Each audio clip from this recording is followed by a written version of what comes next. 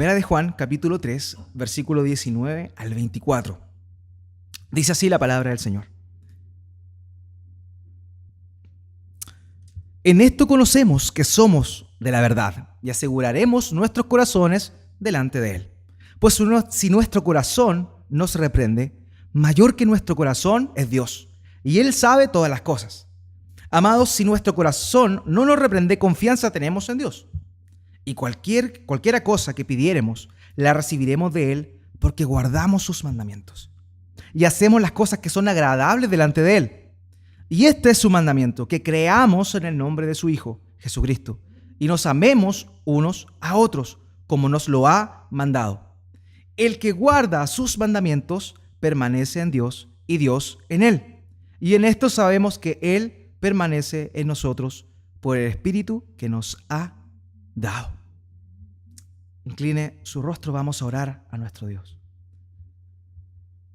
Dios mío, te quiero pedir esta mañana nuevamente, al igual como lo han hecho mis hermanos, Señor, de que tu palabra sea expuesta, que sea predicada con claridad, Padre. Que tú puedas hablarnos a nuestros corazones, que podamos ser confrontados con la verdad de tu palabra, Padre. Ayúdanos a entenderla, ayúdame a mí como predicador, y que a pesar de mi debilidad, Padre, tú puedas usarme para hablar y predicar tu palabra. Y también, Dios mío, te quiero rogar por mis hermanos para que tú pongas un oído atento, un corazón dispuesto a oír tu palabra, Señor, a ser confrontados con ellas, Padre, y a darte la gloria que solamente tú mereces por medio de la obediencia a tu palabra. Gracias, Dios mío, te doy en el nombre de Jesús. Amén. Amén.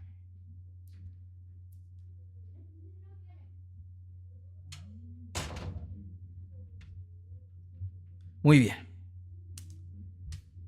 Nuestros tiempos, el tiempo en el cual vivimos, tiene una característica muy especial, muy especial. Es un tiempo donde la presión laboral, donde el estrés que vivimos a diario, ya no tan solo lo laboral, sino también en lo académico muchas veces, o en otra actividad que cualquier persona pueda desarrollar, hace que hoy día nosotros vivamos con muchos temores. Temores. De hecho, el temor o el miedo o la fobia es la enfermedad mental más común el día de hoy. Más común. Y la Academia de Psiquiatría de Estados Unidos ha determinado que existen por lo menos 470 tipos de fobias distintos, de miedos, temores distintos. Voy a darles algunos ejemplos. La ablutofobia. Algunos de nosotros quizá tienen este problema. Y la ablutofobia es el miedo a lavarse o a bañarse. Existe la acarofobia, que es el miedo a una picadura de insecto. La acerofobia, el miedo a los ácidos, el limón le produce. Bien. La ashlufobia es el miedo a la oscuridad. La acústicofobia, el miedo a los ruidos. La aerocrafobia es lo que conocemos nosotros como vértigo o el miedo a los lugares altos. La aeronausifobia, al mareo, miedo a estar mareado. La agliofobia es el miedo al dolor. La agorafobia, a los espacios abiertos llenos de gente. Y así podría seguir toda la mañana enumerando una de estas 470, pero llama la atención de que lo que acabo de leer son tan solo unas cuantas de aquellas que comienzan con la letra A. Y esa es la cualidad. Pero existen 470 tipos de fobias distintos. Y eso es lo que pasa. Nosotros tenemos temor. La sociedad vive en temor. La gente vive en temor, atemorizada, tiene miedo al porvenir, tiene miedo a aquello que no se le puede arrancar de las manos y que no conoce, ¿cierto? Nosotros nos pasa eso. Cuando algo está fuera de nuestro alcance o fuera de lo que nosotros podemos manejar, nos asusta y nos da miedo. Y ahí donde las compañías aseguradoras se han aprovechado, ¿cierto? Y han inventado seguro para todo. Y dentro de algunas, y quizás puede causarle risa alguna de los seguros que existen, los cuales les voy a comentar, pero créanme que existen. Y eso es producto de los miedos que las personas tenemos. Por ejemplo, hay seguro contra cancelación del matrimonio. O sea, hay gente, novios, que antes de ir a pedir hora al registro civil, van a una aseguradora y aseguran el matrimonio por si alguno se arrepiente o alguna cosa por el estilo. Si llueve y se suspende el matrimonio, entonces tienen miedo de que eso pueda pasar, entonces aseguran eso. Otro, y este sí que es absurdo, otro de los seguros que existen, por ejemplo, es el seguro contra abducción alienígena. O sea, algunos tienen miedo a los extraterrestres y creen que pueden ser abducidos y, y contratan este tipo de seguro. Y aquí hay otro que ya... Seguro contra conflicto interplanetario. O sea, si nos atacan desde otros mundos, estamos asegurados. Pero eso nada más muestra la condición de miedo, de temor que existe en la humanidad. Porque hay cosas que nos pueden producir temor y hay cosas que nos pueden ir poco a poco quitando nuestra seguridad para finalmente sentir un temor. Ahora, ¿qué tiene que ver esto con lo que Juan está hablando acá? Juan ha venido hablando durante varios segmentos, ya lo hemos visto, acerca de los hijos de Dios y los hijos del diablo, ¿se acuerdan? Y él dio las características que corresponderían a un hijo de Dios y las características que corresponden a un hijo del diablo. Lo último que vimos fue que un hijo de Dios ama a su hermano. ¿Lo recuerdan bien? Ama a su hermano. Pero ¿qué pasó? ¿Qué pasa? Pasa que quizá muchos de los hermanos, al oír estas expresiones tan radicales del apóstol Juan, ¿cierto? Estás en luz o estás en tinieblas, estás en vida o estás en muerte, que es una realidad, no hay término medio para Juan, recuerden que también lo conversamos, lo vimos. Él, a pesar de eso, él sabe y reconoce que muchas personas de los que son hijos de Dios pueden quizá a la hora de enfrentarse o de hacerse un autoexamen, tener miedo, temor y decir, en realidad, con todo esto que nos está diciendo el apóstol Juan, quizá no somos hijos de Dios. Quizá en realidad no hemos sido salvados. Y este segmento que comienza ahora Juan a hablar y a exhortar a los hermanos tiene que ver con la otra parte. Ya cimentó la base de la cual la gente tenía que saber si ellos eran hijos de Dios o hijos del diablo. Si ellos amaban a su hermano, tenían que sentirse tranquilos porque ellos en realidad eran hijos de Dios. Pero aún así podía pasar algo, podía ocurrir algo. Lo que Juan va a hablar acá en este segmento que vamos a tratar esta mañana, nos habla de tres cosas, de la seguridad que el cristiano tiene que tener. En primer lugar, la seguridad de la salvación, la seguridad de que hemos sido nacidos de nuevos. Y eso aparece en el versículo 19 de primera de Juan 3, por favor. Ponga su vista ahí, en el versículo dice, en esto conocemos que somos de la verdad y aseguraremos nuestros corazones delante de Él. O sea, si nosotros estamos cumpliendo con el amor al hermano, ese amor que da la vida, ¿cierto? Y lo vimos también que no tan solo es en lo etéreo, ¿cierto? En lo abstracto de te amo, daría la vida por ti, sino también en aquellas cosas prácticas. Cuando tú estás amando a tu hermano, a tu hermana, tú tienes la seguridad de que eres de la verdad. Eso es lo que dice acá. En esto conocemos que somos de la verdad y aseguraremos nuestros corazones delante de Él. Y el versículo 20 continúa diciendo, pues si nuestro corazón nos reprende, mayor que nuestro corazón es Dios. Y Él sabe todas las cosas. Puede que tú estés amando a tu hermano, ¿ya? Pero a veces no lo amas tanto. Y eso puede producir quizá una pérdida de convicción en tu corazón de que verdaderamente eres hijo de Dios.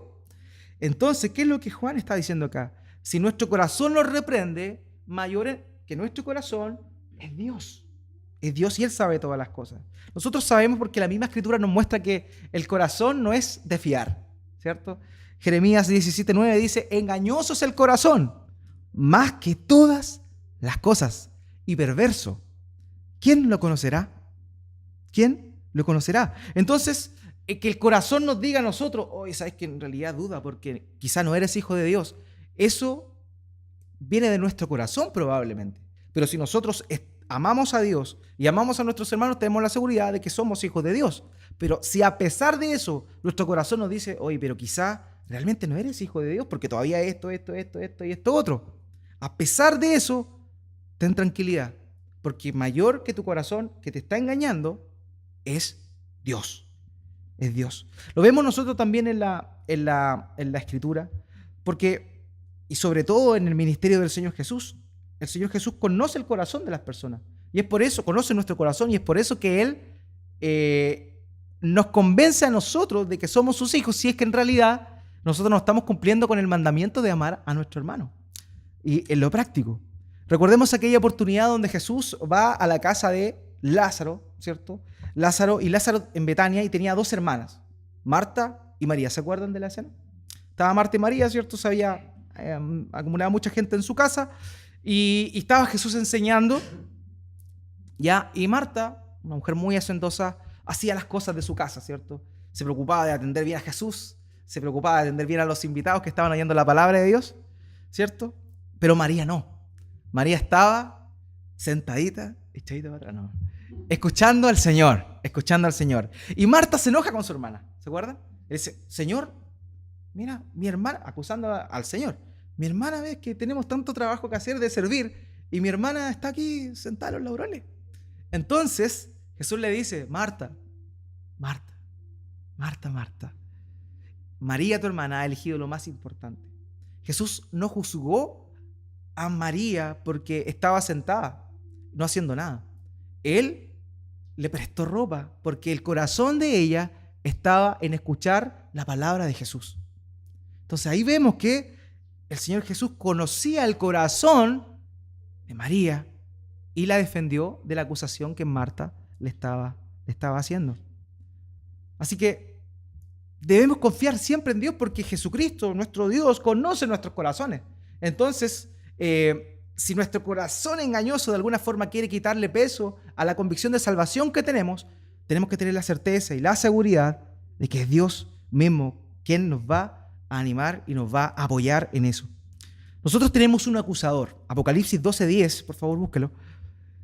Habla de el momento en el cual el acusador de nuestros hermanos, dice acá el texto, fue lanzado fuera del cielo y comisionado por sí mismo a la misión de acusar. Apocalipsis 12:10 dice, entonces oí una gran voz del cielo que decía, ahora ha venido la salvación, el poder del reino de nuestro Dios y la autoridad de su Cristo, porque ha sido lanzado fuera el acusador de nuestros hermanos, el que los acusaba delante de nuestro Dios día y noche. Día y noche. Entonces nuestro corazón nos acusa, pero también hay algo, en realidad alguien que también nos acusa, y ese es Satanás, el diablo, que de alguna forma nos produce un cierto tipo de remordimiento en nosotros. Oye, en realidad no, tú no eres hijo de Dios, tú te vas a ir al infierno igual y todas esas cosas. Está bien que nosotros entendamos que nos merecemos el infierno, porque lo merecemos en realidad, ¿ya? Pero otra cosa muy distinta es que nosotros nos mortifiquemos y seamos mortificados por eso. De que, en realidad yo creo que Dios no me perdonó, y si Dios no me perdonó, ¿qué hago? Yo en lo personal he tenido que compartir muchas veces con personas así, que me dicen, otra vez fallé, otra vez yo creo que no soy cristiano, y yo he visto verdaderamente la obra de Dios en sus vidas. Y le digo, ten tranquilidad, porque realmente eres hijo de Dios, caes. Pero la misma escritura nos dice en 1 de Juan, si alguno pecare, abogado tenemos para con el Padre, ¿a quién? A Jesucristo, el justo. Entonces, cada vez que quizás fallemos y que veamos y analicemos nuestro corazón y dudemos de nuestra salvación, si es que realmente las señales de Hijo de Dios se han manifestado en nosotros, tengamos certeza de que hemos sido salvados, porque no es por nuestra justicia que nosotros somos salvados, sino por la obra de nuestro Señor Jesucristo. ¿Qué mejor ejemplo de esto, de la seguridad de la salvación y de la seguridad de haber sido perdonado que Pedro? Todos conocemos la historia de Pedro. Pedro, ¿cierto?, le promete al Señor Jesús que nunca le iba a negar. ¿Se acuerdan de aquello? Aunque vinieran por mí, yo entregaré mi vida y nunca te voy a negar. ¿Qué pasó? Esa misma noche, antes que el gallo cantó, Pedro le negó 3 veces. 3 veces. Lo que Pedro hizo no es muy distinto en realidad a lo que hizo Judas. En rigor, Judas negó a su Señor y le vendió.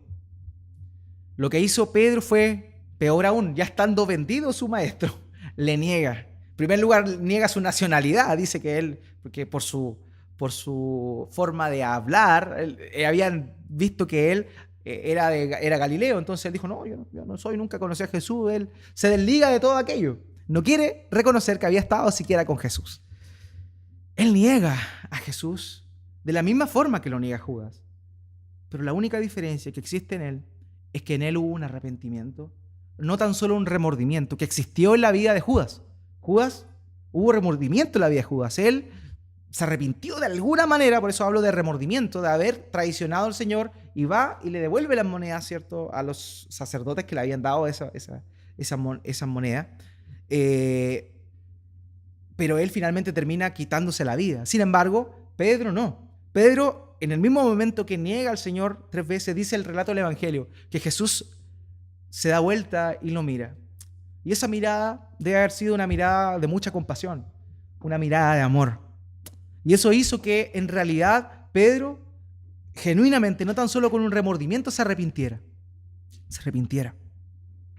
Y es ahí ese Pedro que negó al Señor, ese Pedro que no merecía ser llamado hijo de Dios.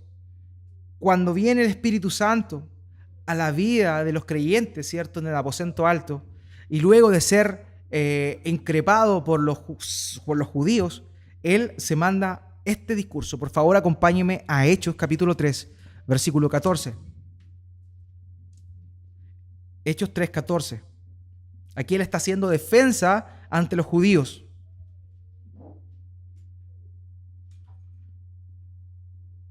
Hechos 3, capítulo 14. O sea, 3, versículo 14. Dice, mas vosotros, le está hablando a los judíos, negasteis al santo y al justo, y pedisteis que se os diese un homicida. Él está increpando a los judíos, mas vosotros negasteis al santo y al justo. Y como dicen por ahí, ¿y Boston? ¿Acaso Pedro no había negado también al Señor? Lo había efectivamente negado. Pero la gran diferencia que existía ahí era que él se había arrepentido de haber negado al Señor y había recibido el perdón y el sello del Espíritu Santo. Por ende, él ahora, como un pecador arrepentido, podía decir y tratar a los demás, decirle a los demás que ellos habían negado al Señor. Dios conoce nuestros corazones. Dios sabe lo que fuimos, lo que somos y lo que seremos. Y Él certifica que somos sus hijos. No hay nada que nos pueda separar de Dios, del amor de Dios. A pesar de que ya habiendo sido hijos de Dios, nosotros pecamos y fallamos. Y ese remordimiento quizás nos puede llevar a ser fatalistas en nuestra percepción de hijos de Dios. No recordemos que aquel hijo pródigo seguía siendo hijo. Era hijo cuando vivía con el padre, pero también fue hijo cuando estaba junto a los cerdos deseando comer las algarrobas de los cerdos. O sea, en los momentos altos era hijo de Dios y en los momentos bajos era hijo de Dios. Puede que tú estés pasando por un momento difícil en tu vida. Puede que quizá te sientas indigno, pero que sí te arrepientes, pero te sientes indigno de tu situación, de tu pecado, en lo que fallas. Pero si eso es producto del pecado y hay un genuino arrepentimiento, tú sigues siendo hijo de Dios. Y debes tener la seguridad de eso. Como vimos, si alguno hubiera pecado, abogado tenemos para con el Padre, a Jesucristo, el justo. Nosotros vamos a continuar fallando, lamentablemente. El anhelo de nuestro corazón como cristianos no es no fallar, es no pecar, no errar, no ofender a nuestro Dios. Lamentablemente estamos en esta carne y vamos a seguir fallando. Pero la obra de Cristo nos da certeza de que nosotros somos hijos de Dios. Y esa obra se manifiesta en aquello que brota de nuestro corazón y en particular el amor que nosotros tenemos ahora a nuestros hermanos. Ese es el contexto en el cual viene hablando todo esto. En el versículo 21 de 1 de Juan 3, como estábamos analizando, dice, amados, y aquí vuelve a utilizar esa expresión bien conocida para nosotros ya a esta altura, amados, que en original es lo mismo que decir hijitos míos, ¿se acuerdan? Dice, si nuestro corazón no nos reprende, confianza tenemos en Dios, en Dios. O sea, si nuestro corazón nos reprendía, Dios conocía nuestro corazón, ¿cierto? Dios conocía nuestro corazón. Pero si nuestro corazón no nos reprende, o sea, ya por lo menos pasamos esa etapa de que nuestro corazón de alguna forma nos decía, oye, si todavía eres un pecador, todavía no eres hijo de Dios. Si ya pasamos, sorteamos esa etapa, pero el día de hoy nuestro corazón ya no nos confronta en eso. Eso significa también que tenemos una confianza, y esta confianza está cimentada en la persona de Jesús, y esta confianza la tenemos puesta en Dios. Y eso es algo importante también, porque la confianza no puede estar puesta en nosotros. La confianza no puede estar en nosotros puesta. Si esa confianza está en nosotros, nosotros estamos verdaderamente perdidos y muertos en nuestros delitos y pecados. La cruz de Cristo nos viene a hablar precisamente de que nosotros no podemos confiar en nosotros. La Biblia en el Antiguo Testamento dice que el hombre no puede salvar al hombre. Por tanto, el hombre no puede tener confianza en el hombre. La confianza solamente la podemos tener en el Hijo de Dios y por la obra que Él realizó en la cruz, como cantábamos, ese maravilloso, hermoso intercambio que Él hizo, el justo por los injustos, aquel que se entregó, aquel que nunca cometió pecado y que por nosotros fue hecho pecado. En Él confiamos, solamente en Él. Esa confianza viene de Él. Confiamos en la persona de Jesucristo, en la obra de Dios y no en otra cosa. Eso es lo primero que el apóstol Juan nos está diciendo acá. Tengamos seguridad. Si entran las dudas, si el temor, el miedo, la desconfianza entra en nuestros corazones, tengamos la confianza en Dios. Porque si Él nos salvó, no perderemos esa salvación. Confianza tenemos en Dios de que si hemos sido salvados, vamos a continuar siendo salvados. No hay nada ni nadie que nos pueda separar del amor de Dios que es en Cristo Jesús. Eso dice la palabra de Dios. En segundo lugar, la segunda seguridad que Juan está hablando acá, la confianza que debe tener un hijo de Dios, es la seguridad cuando ora, cuando pide.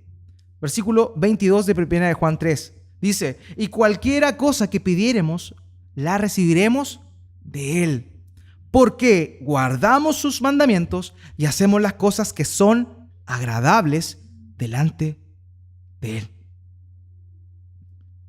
La gente comúnmente, lamentablemente muchos cristianos también, se quedan con la primera parte de este texto. Y cualquier cosa que pidiéramos, la recibiremos de Él, ¿cierto? Y ahí es donde empieza esta falsa doctrina llamada Evangelio de la Prosperidad, donde promete a la gente que pueden pedir y que van a recibir, y que en realidad, más allá de parecerse a lo que la palabra de Dios dice, se parece a la ley de la atracción, al secreto. No sé si vieron ese libro alguna vez. El secreto, que era supuestamente el secreto de los ricos y de los hombres más sabios de antaño, que tenía que ver con el pensamiento positivo. Si alguien pensaba en algo, se concentraba en algo, todo el universo se iba a mover para responder a la petición que la persona tuviera. Pero lo que Juan está hablando aquí no es eso. Él está diciendo cualquiera cosa que pidiéramos al Padre, la recibiremos de Él, porque guardamos sus mandamientos y hacemos las cosas que son agradables delante de Él. Una cosa que el cristiano tiene que tener seguridad, aparte de su salvación, es que el cristiano es oído por Dios. Nosotros, como hijos de Dios, somos oídos por nuestro Padre. Él nos oye. Hay momentos quizá que vamos a estar en aflicción, hay momentos que vamos a estar en angustia, pero tenemos la confianza de que Él nos va a oír. El libro de los Salmos es muy citado, de hecho es el libro más extenso en las Escrituras, y si es el libro con mayor volumen, pero es el libro que nos muestra el corazón de los hombres derramados ante Dios, esperanzados en que Él va a responder sus oraciones. Salmo 6:9, por ejemplo, dice: Jehová ha oído mi ruego y ha recibido Jehová mi oración. Salmo 39:12 dice: oye mi oración, oh Jehová, y escucha mi clamor. No calles ante mis lágrimas, porque forastero soy para ti y advenedizo como todos mis padres. La Biblia nos habla de que Dios oye las oraciones. Y la oración, normalmente, la oración nosotros sabemos que debe ser una disciplina espiritual, un medio de gracia que Dios nos ha dado constante en nuestras vidas. Debemos siempre estar orando. Pero cuando más se se potencia nuestra necesidad de oración es cuando estamos pasando por alguna necesidad. De hecho, el mismo Pablo dice que si alguno de ustedes está triste, cante alabanza, dice, pero también habla acerca de la oración en ese mismo contexto. La oración hace que el ser humano, y en particular el cristiano, ponga su confianza ya no en sí. Recordemos lo que acabamos de leer. La confianza ya no está puesta en el hombre, sino confiamos en Dios. La oración nos habla de la necesidad y la dependencia que nosotros tenemos para con Dios. Eso es lo que significa orar. Y cuando nosotros estamos pasando por momentos de dificultades, cuando obviamente más oramos, y eso no está mal. El problema es cuando solamente oramos cuando estamos pasando por momentos de dificultad. Ese es el problema. Nuestra oración debe ser constante, pero nuestra oración es con más pasión, con más efervescencia cuando estamos pasando por aflicción. El Señor Jesús oraba, pero en Hebreos 5:7 dice que Él oraba con ruegos y súplicas a aquel que le podría librar de la muerte. El mismo Señor Jesús, quien tenía una vida de oración constante, a quien vemos que muy de madrugada se levantaba a orar, a quien vemos que pasaba noches enteras orando, Él cuando estuvo en aflicción fue cuando con mayor efervescencia oró. Entonces eso no quiere decir que nosotros no oremos cuando estemos afligidos. Sí, debemos orar, debemos entregarnos y derramarnos delante de Dios cuando estamos pasando alguna aflicción. Pero no solo cuando estamos pasando aflicción, sino que siempre, porque Dios es un Dios que oye, es un Dios que está atento a la oración de sus hijos. Salmo 55:1, escucha, oh Dios, mi oración y no te escondas de mi súplica. Súplica. Nuevamente vuelve a repetir. Entonces la actitud con la cual nosotros oramos a Dios siempre tiene que ser una actitud humilde, una actitud reverente, Pero cuando nosotros estamos más afligidos, no temamos porque Dios oye nuestras oraciones. Segunda Crónicas 7:15, luego de que Salomón, búsquenlo nomás, luego de que Salomón levantara el templo, consagrara el templo, dice que posterior a eso, un día, hubo una aparición, una manifestación de Dios a su vida, una manifestación de Dios a su persona. Y Dios hace esta promesa: ahora estarán abiertos mis ojos y atentos mis oídos a la oración en este lugar. En aquel momento, la oración estaba determinada o estaba circunscrita solamente al templo, por así decirlo, la oración religiosa. La oración, igual la gente oraba en sus casas y todo, pero Dios había prometido de manera particular que cada vez que alguien fuera a ese templo a orar, sus oídos iban a estar atentos a la oración. El día de hoy, nosotros en el nuevo pacto, su Espíritu Santo mora en nuestras vidas. El día de hoy nosotros somos el templo del Dios viviente. Dios mora dentro de nosotros. Y las oraciones que nosotros hagamos dentro de nuestro templo, del templo de Dios, del templo del Espíritu Santo, van a ser oídas por nuestro Dios. Van a ser oídas porque le pertenecemos a Él y somos templo de Él, el lugar donde su presencia mora. Ahora bien, aquí hay una cláusula. ¿Y cuál es la cláusula que nos habla Juan? Volviendo al sentido del pasaje. Cuando nuestra oración está alineada con la búsqueda de Dios, con el corazón de Dios, sabemos que esas oraciones van a ser respondidas. Somos hijos de Dios. Si somos hijos de Dios, Dios va a responder nuestras oraciones. ¿Sí o no? Amén. Dios va a responder nuestras oraciones. Pero esas oraciones van a ser respondidas siempre y cuando nosotros estemos alineados con la voluntad de nuestro Dios, de nuestro Padre. Versículo 22, lo vuelvo a leer. Y cualquiera cosa que pidiéremos, la recibiremos de Él, porque guardamos sus mandamientos y hacemos las cosas que son agradables delante de Él. ¿Por qué Él nos da lo que pedimos en oración? Porque guardamos sus mandamientos y hacemos las cosas que son agradables delante de Él. Guardar los mandamientos no tiene que ver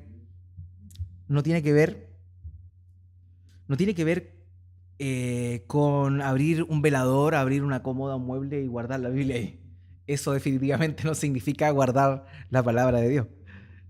Guardar tiene la intención de atesorar la palabra de Dios en nuestros corazones y por ende ponerla por obra. Muchos quizás tienen la Biblia guardada en el velador o en algún mueble, pero eso no es guardar la palabra de Dios, ¿ya? La palabra de Dios se guarda en nuestros corazones, se atesora en nuestro corazón, se le da el valor que ella tiene y se obedece. Somos confrontados por ella, vemos nuestra condición de pecadores, nos encontramos con Cristo por medio de su palabra y posteriormente a eso la obra del Espíritu Santo hace que nosotros a una hagamos su voluntad. Y es por eso que Él responde nuestras oraciones, porque guardamos su palabra y hacemos las cosas que a Él le agradan, aquellas cosas que son agradables delante de Él. Pero lo que Juan está diciendo también en esta sección de 1 de Juan 3 también nos muestra otra cosa. Como hijos tenemos acceso al Padre hoy en nuestras oraciones. Pero el versículo 23, acompáñenme por favor, nos está diciendo otra cosa. 1 Juan 3, 23, nos está diciendo otra cosa. Nos está diciendo que Dios oye la oración, pero no oye la oración de todos. ¿Se acuerdan la cláusula? Él da lo que pedimos si es que guardamos sus mandamientos y hacemos lo que a Él le agrada. Pero aquí viene la definición del mandamiento. Versículo 23. Y este es su mandamiento, que creamos en el nombre de su Hijo Jesucristo y nos amemos los unos a los otros como nos lo ha mandado. Dios no responde la oración de todo el mundo. Dios responde la oración de sus hijos. Porque Él responde lo que sus hijos hacen cuando guardan sus mandamientos. ¿Y cuál es el mandamiento? Que creamos en el nombre de su Hijo Jesucristo. Si alguien no cree en el nombre de su Hijo Jesucristo, no va a ser oído por Dios. Puede ser oído, pero su oración no va a ser respondida por Dios. Y si puede que él haya orado en un momento determinado, no siendo cristiano, y pasó, puede que la gracia común de Dios haya hecho eso, pero no fue necesariamente Dios quien respondió aquello que él pidió. Esta es una promesa que está dada para los hijos de Dios. Si nosotros creemos en el nombre de su Hijo Jesucristo y nos amamos unos a otros como Él nos lo ha mandado, nosotros tenemos la certeza y la seguridad de que Él oye nuestra oración. Si tú has creído en Cristo como el Señor, si tú has creído en su nombre, si tú amas a tu hermano, no temas. Cristo, Dios, oye tu oración. ¿Por qué? ¿Por qué dice acá este mandamiento que creamos en el nombre de su Hijo Jesucristo? Eso lo dice porque cuando se habla del nombre de una persona, se está hablando de la persona por completo. Sabemos que el nombre de Jesús significa Dios salva. Eso es lo que significa el nombre de Jesús. Y es por eso también que Pedro, en Hechos capítulo 4:12, dice: y en ningún otro hay salvación, porque no hay otro nombre bajo el cielo dado a los hombres en que podamos ser salvos. No hay otro nombre bajo el cielo dado a los hombres en que podamos ser salvos. Por ende, Dios responde la petición de aquellos que son salvos, aquellos que son sus hijos, sus hijos. Tenemos la certeza y la seguridad de que eso es así. ¿Por qué? Porque somos sus hijos, hemos nacido de nuevo y hemos reconocido el señorío de Cristo en nuestras vidas. La primera seguridad que Juan nos dio es la seguridad de salvación.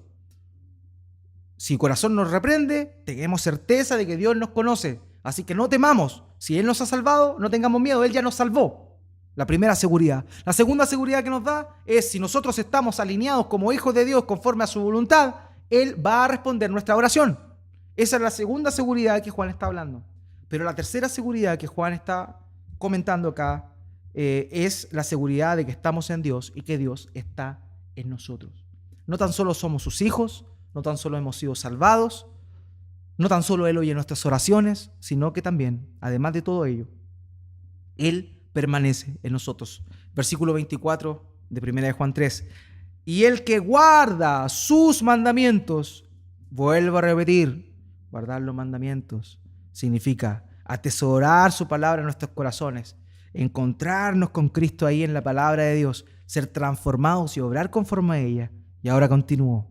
Permanece en Dios y Dios en Él.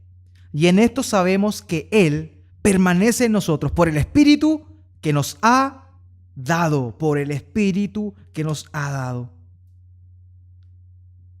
Juan 14, del 20 al 21, el Señor Jesucristo estaba hablándole a sus discípulos y más o menos la idea de lo que Él está diciendo es básicamente la misma que Juan. Vuelve a repetir y hemos leído recién.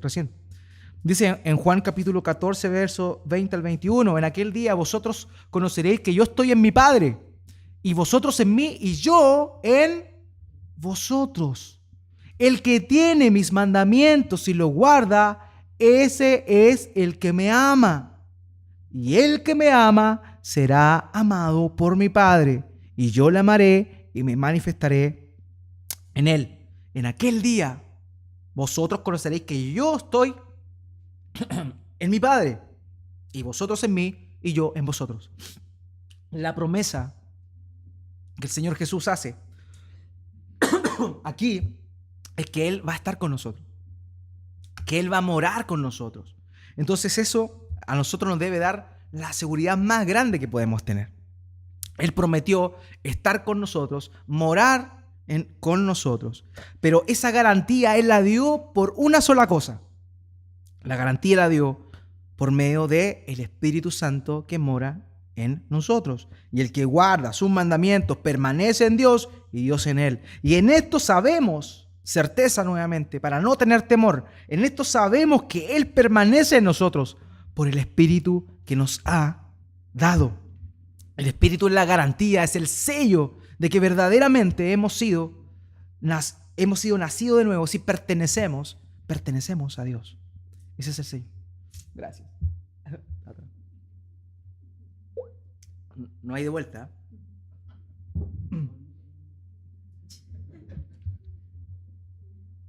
Efesios capítulo 1, versículo 13 al 14. Por favor, acompáñeme ahí. Efesios capítulo 1, versículo 13 y 14.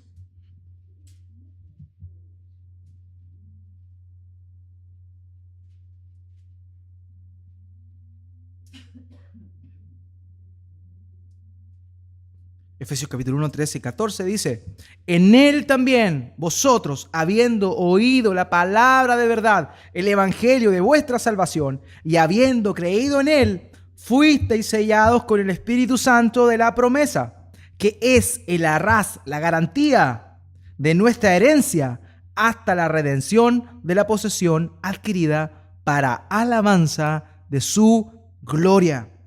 Nosotros tenemos certeza de que somos hijos de Dios, de que hemos nacido de nuevo, de que hemos sido salvados. Tenemos certeza de que por ser hijos de Dios, Dios oye nuestras oraciones, y también tenemos la seguridad, la certeza de que Dios mora en nosotros, está con nosotros por medio de la garantía que Él nos dio, que es su Espíritu Santo derramado en nosotros. Somos propiedad de Él, y eso lo hizo como un sello. Ese sello que está en nosotros, ese sello del Espíritu Santo nos dice que nosotros somos propiedad de Dios. Ya no nos pertenecemos a nosotros mismos, no pertenecemos al diablo, sino pertenecemos a Dios.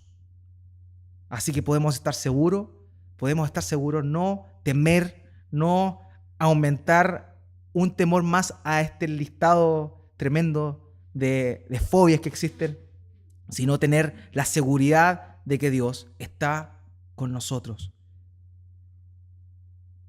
Es difícil eso llevarlo a la práctica cuando se está pasando por momentos de dificultad.